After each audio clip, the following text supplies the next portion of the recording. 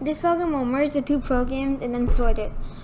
It'll merge and then you'll have variable I and j to start off with. Merge and sort two programs are already sorted. It'll then merge those and sort.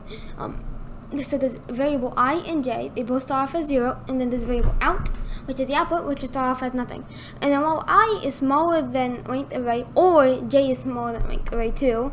So the reason we have this is so if one I is out of bounds, for example, if j is out of bounds, because j would be out of this array, I could still keep on going and finish the rest of the array.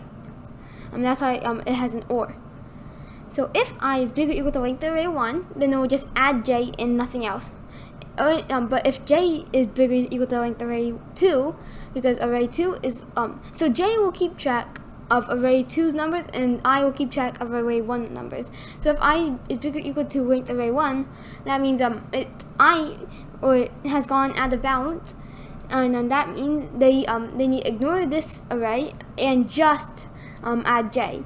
It's the same the other way around. If j is out of bounds, then you need to ignore j and just add I. If they're equal, then it could just add both at the same time. It doesn't matter because they're equal.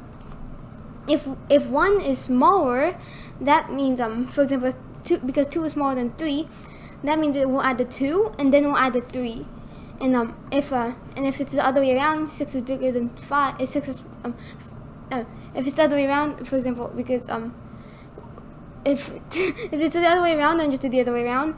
So it'll add the small one and then the bigger one until one becomes out of bounds, and it'll finish the other one. If they both become out of bounds, then it leaves. At the end, it'll increment I and j, so it goes to every one. So for example, for this specific input, with the array 1 being 1, 3, 6, 7, and array 2 being 1, 2, 5, I will start off as 1 and j will start off as 1. So it'll go into this if statement, making it so it just adds both, and then when I is this and j is this, that means 2 is smaller, so add 2 and then 3, and then it'll add 5 and then 6 because 5 is smaller, and then it'll add 7 and nothing because it's gone, and because j has gone out of bounds, and then it'll print the output at the end.